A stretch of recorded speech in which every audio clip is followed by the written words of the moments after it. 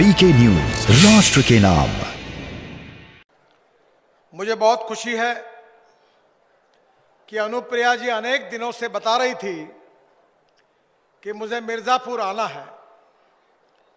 आज पहली बार माता विंध्यवासिनी की इस पवित्र भूमि पर आने का मौका मिला और माता जी को वंदन करने का मौका मिला। ये मेरा परम भाग्य है। मैं यही हाथ जोड़कर अभिवादन करता हूं यहां की जनता को और माता जी को। बहनों और भाइयों, जो 4 हाईवे के काम हुए उसके बारे में विस्तृत रूप से अनुप्रिया जी ने जानकारी दी है। मैं उसमें ज्यादा नहीं बोलना चाहूंगा, पर एक बात आपको बताना चाहूंगा कि जैसे अनुप्रिया जी ने बताया कि अमेरिकन राष्ट्रपति ने क्या कहा था, वही बात मैं अपने हर समय ध्यान में रखता हूं। एक बात मेरे समझ में कभी नहीं आती कि उत्तर प्रदेश ये धनवान प्रदेश है।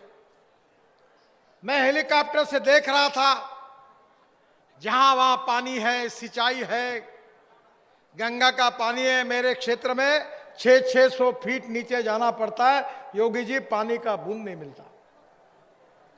अच्छी सुपीक जमीन है, पानी है, सब कुछ होने के बाद उत्तर प्रदेश गरीब क्यों है? यह सवाल मैं आपको पूछना चाहता हूं।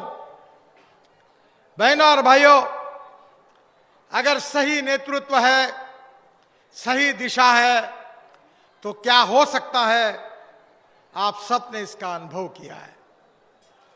आपके आशीर्वाद से अभी अनुप्रिया जी कह रही थी कि वो मुझे श्रेय दे रही थी कि मैंने ये रोड बनाया, वो रोड बनाया, योगी जी ने भी दिया, पर ये श्रेय मुझे नहीं है। ये श्रेय मोदी जी को भी नहीं है, योगी जी को भी नहीं है, अनुप्रिया जी को भी नहीं है। ये श्रेय अगर किसी को है तो मेरे सामने बैठी हुई जनता को है। अगर आप अनुप्रिया जी को, मोदी जी को, मुझे अगर आप चुनकर नहीं देते और लोकसभा में नहीं भेजते और हमारा शासन नहीं आता, तो ये परिवर्तन कहां से होता? इसलिए जो कुछ हो रहा है वो आपके बदौलत हो रहा है, आपके लिए हो रहा है। और हमारा परम कर्तव्य है कि माए बाप सरकार आप हो। और इसलिए मुझे खुशी है जो योगी जी ने कहा कि मोदी जी के नेतृत्व में 2014 से लेकर 2022 तक 3 लाख करोड़ से ज्यादा काम उत्तर प्रदेश में हुए। अनेक रोड बने, हाईवे बने। आज उन सबके डिटेल जानकारी देकर मैं आपका समय नहीं लूंगा। मैं मजाक में कह रहा था कि हाईवे पे लोग जा रहे हैं और वही अनुभव कर रहे हैं, तो भाषण में बोलने की जरूरत ही क्या है? मैं तो वही बातें करूंगा जो आगे होने वाली है। बहनों और भाइयों, मैं गंगा का मंत्री था, नमामि गंगा।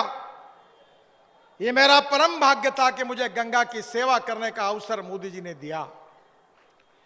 यमुना से लेकर गंगा में 40 उपनदी और नालों को शुद्ध करने का काम था, और गंगा के किनारे में जितने शहर आते उनको भी शुद्ध करने का कार्यक्रम था। मुझे बहुत खुशी हो रही है, करीब 26,000 करोड़ के कार्यों में से मेरे ही समय करीब 20,000 करोड़ के कार्य हुए। और प्रयागराज में जब कुंभ हुआ तो साधु संतों ने मोदी जी को, मुझे आशीर्वाद दिए। पहली बार प्रयागराज में लोग पानी पी रहे थे, वो तस्वीर हमको देखने के लिए मिली। अविरल निर्मल गंगा, ये मोदी जी का सपना था, ये पूरा होते हुए आप देख रहे हैं। दूसरा सपना था, मैं शिपिंग का मंत्री था, वाटरवेज मेरे पास थे। मैं बात कर रहा था कि गंगा में जहाज चलेंगे, लोग मुझे हंस रहे थे। कुछ मित्रों ने सलाह दी कि नितिन जी ऐसी कोई बात मत करो कि आगे आपको जवाब देना मुश्किल हो जाएगा। पर बहनों और भाइयों, वाराणसी से लेकर हल्दिया तक 1350 किलोमीटर जलमार्ग का काम पूरा हुआ है। केशव जी मेरे पास आए, उनने कहा वाराणसी से प्रयागराज को जोड़ने के लिए ये भी जलमार्ग में ड्रेजिंग करा दीजिए। ये भी 2 मीटर का ड्रेजिंग में हमने पूरा कर दिया है। और मैंने वर्ल्ड बैंक को एक प्रोजेक्ट सबमिट किया है कि हमारे दिल्ली के पास सोनीपत पानीपत से लेकर जलमार्ग की शुरुआत होगी, वहां से दिल्ली आएगा यमुना में, दिल्ली से मथुरा, मथुरा से आगरा, आगरा से इटावा और इटावा से प्रयागराज जोड़ने का भी प्रोजेक्ट मैंने बना लिया था। वो भी आने वाले मंत्रियों को मैं अनुरोध कर रहा हूं, करूंगा कि इसकी शुरुआत करिए। और ये जो हल्दिया तक जा रहा है वहां समाप्त नहीं होता। हल्दिया के बाद बंगाल की खाड़ी लगी है, पूरे नॉर्थ ईस्ट को ब्रह्मपुत्रा से जोड़ा जाएगा। और मैंने तो बांग्लादेश के प्रधानमंत्री जी की प्रार्थना पर सुषमा जी ने कहा कि ये भी काम कर दो, तो मैं भारत के बाहर घुस गया और बांग्लादेश में मुंगली पोर्ट का भी ड्रेजिंग 250 करोड़ रुपए खर्चा करके मैंने पूरा कर दिया। अब ये रास्ता, ये जो जलमार्ग है, वहां से आगे south east Asia, Indonesia, Malaysia, China, Singapore, north east. और अनुप्रिया जी मेरे पास आई थी, वाराणसी में मल्टी मॉडल हब बन रहा है, गाजीपुर में बन रहा है, हल्दिया में बन रहा है, साहिबगंज में बन रहा है और 40 रिवर पोर्ट बन रहे हैं। अनुप्रिया जी, मैं जब मंत्री था तभी मैंने आपके यहां के भी रिवर पोर्ट को मान्यता दी है। और अभी योगी जी ने कहा था, बिल्कुल सच, अगली बार मैं आऊंगा मिर्जापुर तो दिल्ली से हवाई जहाज में बैठकर आपके साथ यही पानी में उतरूंगा। मैंने हवाई जहाज, पानी में उतरने वाले हवाई जहाज के नियम तैयार करने थे। मैं एविएशन मिनिस्ट्री को कहता था कि जल्दी बनाओ, तो बनाते नहीं थे। तो मैंने बोला आप जिसको एमपीबीएस सी प्लेन कहते हैं, मैं उसको फ्लाइंग बोट कहता हूं, हवा में उड़ने वाली बोट। अगर तुम 3 महीने के अंदर नहीं बनाएंगे तो मैं नए नियम फ्लाइंग बोट के बनाऊंगा और लागू कर दूंगा। तो मेरा बात काम में आई, उन्होंने नियम बना दिए। और मैंने खुद मुंबई के समुद्र में पानी पे उतरने वाले हवाई जहाज की ट्रायल ली। बाद में मोदी जी का मुझे फोन आया और मुझे कहने लगे कि मुझे भी हवाई जहाज में जाना है गुजरात में। तो मैंने कहा बिल्कुल व्यवस्था करता हूं। तो नुपेन मिश्रा जी का फोन आया कि नितिन जी, आपको पता है क्या कि हवाई जहाज ये जो पानी पे उतरने वाला ये सिंगल इंजन का है, प्रधानमंत्री जी सिंगल इंजन के जहाज में नहीं जा सकते, ये आप क्या कर रहे हो? तो मैंने बोला आप मोदी जी से बात करो, मैं भी करता हूं। और मैंने मोदी जी को कहा कि प्रशासन का कहना है कि सिंगल इंजन में आपका बैठना नियम के आधार पर संभव नहीं है और इसलिए कानून कहता है कि प्रधानमंत्री डबल इंजन में ही जाएंगे। तो प्रधानमंत्री जी ने मेरा बड़ा इंटरेस्टिंग सवाल पूछा कि नितिन जी, कानून का पालन करने की बात आप कब से करने लगे हो? क्योंकि मैं लोगों को कहता हूं कि जनता ने हमको चुनकर दिया, we are the law makers. हम कानून बनाएंगे, अधिकारी नहीं बनाएंगे। हम बोलेंगे वैसी सरकार चलेगी, अधिकारी बोलेंगे वैसी सरकार नहीं चलेगी। और इसलिए मुझे खुशी है कि यह हवाई जहाज को मान्यता मिली। योगी जी 18 करोड़ का हवाई जहाज है, 18 सीटर। मैं आपको बिल्कुल दिल्ली आइए, 100 हवाई जहाज खरीदने वाली कंपनी आपकी मीटिंग करा देता हूं। एक रिवर पोर्ट बना दीजिए, अगर लाइट लगा देंगे तो रात को भी उतरेगा। छोटा सा फ्लोटिंग जेटी बना दो, आपके गंगा के सब किनारे पर गांवों में हवाई जहाज से प्रयास शुरू हो जाएगा। प्रयागराज से दिल्ली और दिल्ली से कलकत्ता, हावड़ा। और आपको ना ये एयरपोर्ट की जरूरत पड़ेगी, ना रेलवे की जरूरत पड़ेगी, ना हमारे हाईवे की जरूरत पड़ेगी। मैं अभी हमारे यहाँ एक ब्रॉडगेज मेट्रो बना रहा हूं। ये जो रेलवे का ब्रॉडगेज है, इसके ऊपर 900 किलोमीटर मेट्रो चला रहा हूं। अब मेट्रो को बनाने का खर्चा आता है 350 करोड़ पर किलोमीटर, और मेरी मेट्रो का खर्चा है 2 करोड़ रुपए पर किलोमीटर। वो ब्रॉडगेज पे मेट्रो है 8 डब्बे की, air condition, 2 business class, 2 economic class, wifi फुकट, उसके साथ टीवी, एयर होस्टेस आएगी, चाय पानी नाश्ता वो भी खरीद सकती है, और उसका टिकट है स्टेट ट्रांसपोर्ट के बराबरी का, और उसकी स्पीड है 140 किलोमीटर प्रति घंटा। टेक्नोलॉजी बदल गई है। मुझे बहुत खुशी हुई कि हाईवे पे जब मैं उतरा तो ऊपर से इतना बड़ा हाईवे देखा, मुझे बड़ा अच्छा लगा।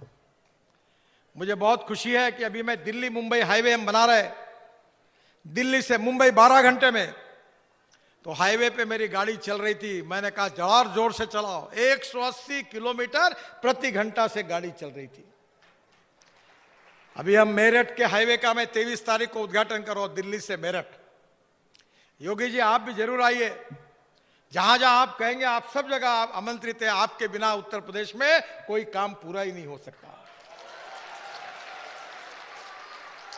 तो लोग मुझे बता रहे थे कि मेरठ से दिल्ली जाने के लिए 4 घंटे लगते हैं, तो मैंने भूमि पूजन में कहा था कि 40 से 45 मिनट में पहुंचाऊंगा। तो मीडिया के लोग हंसने लगे, बोले आप कुछ भी बात करते हो। बहनों और भाइयों, अब मेरठ से 40 मिनट में 45 मिनट में दिल्ली पहुंच रहे, और 2 आरओबी का अभी काम मैं उद्घाटन करने जा रहा हूं।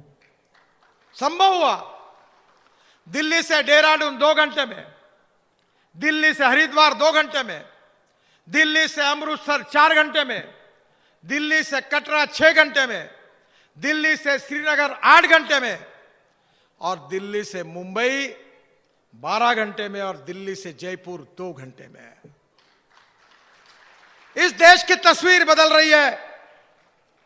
यह देश अब बदल रहा है। और आज ही मैंने कहा पहले कार्यक्रम में कि उत्तर प्रदेश में हम ऐसा काम करेंगे कि आप मोदी जी को साथ दो, योगी जी को साथ दो, हमारी सरकार को चुनकर लाओ, डबल इंजन लगाओ। मैं आने वाले 5 साल में आपको और 5 लाख करोड़ रुपए के काम उत्तर प्रदेश में करके दूंगा। ये 3 लाख और 5 लाख हो गए 8 लाख करोड़, और 8 लाख करोड़ के जब काम होंगे तो उत्तर प्रदेश के रोड का इंफ्रास्ट्रक्चर अमेरिका के बराबर होगा। ये हम करके दिखाएंगे। ये बात का विश्वास मैं आपको देता हूं। बहनों और भाइयों, आप मुझे जानते नहीं, मैं नया हूं, पर हिंदुस्तान में कोई पत्रकार मुझे सवाल नहीं पूछ सकता। मैं जो बात करता हूं वो डंके की चोट पर पूरी करके दिखाता हूं, और इसलिए आप साथ दीजिए योगी जी को, मोदी जी को, भारतीय जनता पार्टी को। बाकी काम मेरा है। अभी तक जो हुआ वो तो न्यूज रील थी, असली फिल्म शुरू होना बस। आप ऐसा ताकत लगा दो डबल इंजन, फिर देखते रहो। ये 70-80 किलोमीटर के स्पीड से हमारी गाड़ी नहीं चलती, 200 किलोमीटर प्रति घंटा से बुलेट ट्रेन के बराबरी से विकास की गाड़ी चलेगी। मुझे बहुत खुशी है, समय भी काफी हुआ है। आज यहां अनुप्रिया जी ने कुछ बातें मांगे की है। मैं वैसे तो बोलता हूं कि मांगने वाले में जितनी हिम्मत होगा मांग लो, देने वाला तैयार है। योगी जी, आप तो रामायण महाभारत के अभ्यासक हैं, और आपको पता होगा द्रौपदी जी का कितने की लोग खाना खाने के लिए आते, तो द्रौपदी की थाली थी, उसमें खाना आता ही था। मेरे पास द्रौपदी की थाली है। तुम मांगो, जितने लोगों को ले आना उतना लेके आओ। मैं अभी तक 50 लाख करोड़ रुपए के काम कर चुका हूं। मेरे पास पैसे की कोई कमी नहीं। पहले मैं हजारों करोड़ की बात करता था, लोग जरा बोलते थे ये कैसा बोल रहा है। पर मैं 95 में मुंबई में मंत्री बना था, मेरे पास पैसे नहीं थे। रिलायंस का, अंबानी जी का बड़ा टेंडर मैंने रिजेक्ट कर दिया था, 3600 करोड़ का। मैं 95 की बात कर रहा हूं। तब मेरे मुख्यमंत्री जी ने मुझे कहा था, नितिन ऐसे कैसे होगा, तुम भले आदमी हो, पर ये कहां से होगा। मैंने बोला मेरे पर विश्वास रखो। 55 उड्डान पुल, वर्ली बांद्रा सीलिंग प्रोजेक्ट, और मुंबई पुणे एक्सप्रेस हाईवे मैंने गांव में जाकर लोगों के पास जाकर पैसे खड़े किए। पैसे भी वापस हो गए, काम भी हो गए, कोई प्रॉब्लम नहीं। अब मैं कैपिटल मार्केट में जाता हूं, 2 बैंकों के चेयरमैन का झगड़ा हुआ। एक बोल रहा था 25,000 करोड़ मेरे लो, दूसरा बोल रहा था मेरे लो। AAA रेटिंग है NHAI का। मैं दुनिया के लोगों को बोलता हूं, देना है तो दो पैसे, नहीं देना तो मत दो, स्वाभिमान से काम करेंगे, हमारे पास पैसे की कोई कमी नहीं। बहनों और भाइयों, उत्तर प्रदेश की तस्वीर बदल रही है। अभी अनुप्रिया जी ने मुझे बात की, लालगंज से गोपीगंज तक NH35, NH135, NH15 ना NH शायद मुझे लगता है 19, उसको जोड़ने के लिए पूरे तीनों नए बाईपास हम निर्माण करेंगे। मैं इसकी घोषणा करता हूं। मिर्जापुर से रॉबर्टगंज सोनभद्र को जोड़ने के लिए नया बाईपास है, उसकी भी घोषणा करता हूं, उसका भी काम जल्दी शुरू हो जाएगा। और डगमगपुर से वाराणसी मार्ग पर, जय हिंदी पहाड़ी से सिंदौरा मार्ग पर हमारे रमाशंकर जी ने अभी मुझे मांग की कि नया पुल का निर्माण करो। आपकी मांग को मैं मंजूर कर देता हूं, यह भी काम पूरा होगा। आपने जितनी बातें बताई उतनी पूरी हुई है। मेरा विश्वास है कि आने वाले समय में निश्चित रूप से उत्तर प्रदेश की तस्वीर को हम बदलेंगे और उत्तर प्रदेश से सुखी, समृद्ध, संपन्न प्रदेश होगा। गरीबी, भूखमरी, बेरोजगारी से मुक्ति मिलेगी। गांव, गरीब, मजदूर, किसान का कल्याण होगा। और योगी जी बता रहे थे, अच्छे हॉस्पिटल खुल रहे हैं, अच्छी स्कूलें खुल रही है। नहीं तो मैं उत्तर प्रदेश में जब बीजेपी का अध्यक्ष था तो एक बार कहानी सुनते सुनते मैंने वर्णन किया था कि स्कूल की बिल्डिंग है तो टीचर नहीं है, टीचर है तो बिल्डिंग नहीं है, दोनों है तो विद्यार्थी नहीं है, और तीनों है तो पढ़ाई नहीं है। वाह रे उत्तर प्रदेश। पर योगी जी, आपने यह तस्वीर बदल दी। अस्पताल की हालत यह थी कि डॉक्टर है तो नर्स नहीं, नर्स है तो डॉक्टर नहीं, दोनों है तो दवाई नहीं, तीनों है तो कौन मरने के लिए जाए, ऐसे अस्पताल थे वे। माफ करना, मैं उत्तर प्रदेश बहुत घुमा हूं, लोगों की व्यथा जानता था, पर योगी जी, यह उत्तर प्रदेश आपको कभी भूल नहीं सकता। आपके नेतृत्व में एक सुखी, समृद्ध, संपन्न उत्तर प्रदेश बनाने के लिए आपने सुशासन की स्थापना की। केवल सुशासन की स्थापना में भारतीय जनता पार्टी का अध्यक्ष था तो कार्यालय के पीछे सामने एक बोर्ड लगाया था, राष्ट्रवाद, नेशनलिज्म। राष्ट्रवाद हमारा आत्मा है, हम दो चार रहे न रहे, तेरा वैभव अमर रहे मां, यही हमारा सिद्धांत है। दूसरी बात हमने कही थी कि गुड गवर्नेंस, सुशासन, और तीसरी बात थी विकास, development. No philosophy can be taught to empty stomach, ये विवेकानंद जी ने कहा था। सुशासन की बात हम करते थे तब यूपी की बात होती थी, गुंडा राज की बात होती थी, माफिया राज की बात होती थी। मैंने एक बार कॉन्ट्रैक्टर को भी कहा था, आपके जैसे ही कहा था, कि आपसे माल पानी नहीं लिया है। 50 लाख करोड़ के काम के हिंदुस्तान का एक भी कॉन्ट्रैक्टर नहीं कह सकता कि गडकरी जी के घर पर जाना पड़ा।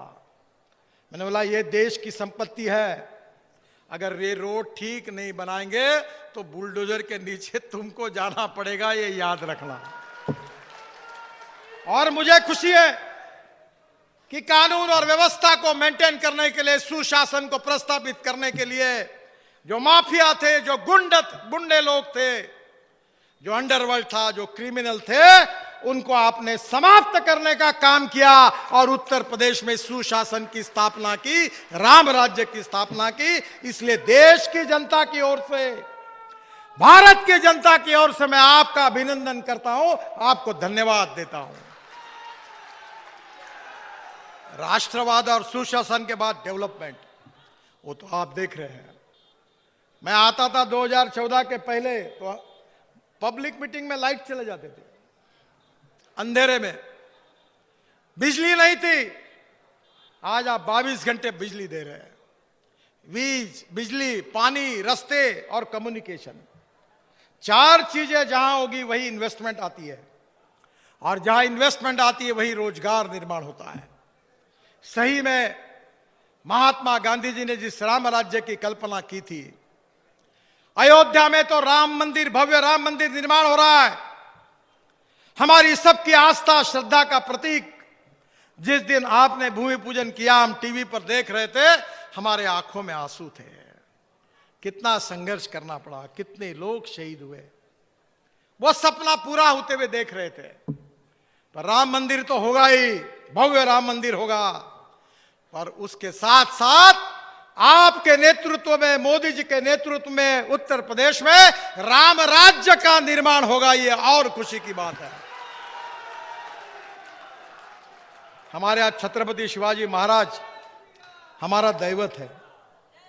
उनके बारे में हम लोग बार बार छत्रपति शिवाजी महाराज, हमारे माँ बाप से भी ज्यादा शिवाजी महाराज की पूजा करते हैं। उनका वर्णन रामदास स्वामी ने किया था। यशवंत, कीर्तिवंत, वरदवंत, सामर्थ्यवंत, जाणता राजा, निश्चयाचा महामेरू, बहुत जनासी आधारू, अखंड स्थितीचा निर्धारू, श्रीमंत योगी। प्रभु रामचंद्र ऐसे ही थे। छत्रपति शिवाजी महाराज हो, प्रभु रामचंद्र हो, यही हमारे दैवत है, देव है। उन्हीं के आदर्शों पर इस राष्ट्र को निर्माण करना है। दुनिया में भय, भूख, आतंक और भ्रष्टाचार से मुक्त करके सुखी, समृद्ध, संपन्न, शक्तिशाली, सामर्थ्यशाली हिंदुस्तान का निर्माण करना, यही भारतीय जनता पार्टी का मैनिफेस्टो और यही विचार है। और मुझे खुशी है कि इसी राम राज्य के निर्माण की ओर आपके नेतृत्व में ये राज्य जा रहा है। मैं आपको बहुत बहुत बधाई देता हूं। ये है ड्रीम मीडिया नेटवर्क और आप देख रहे हैं देश का पहला 24/7 digital news channel VK news, राष्ट्र के नाम।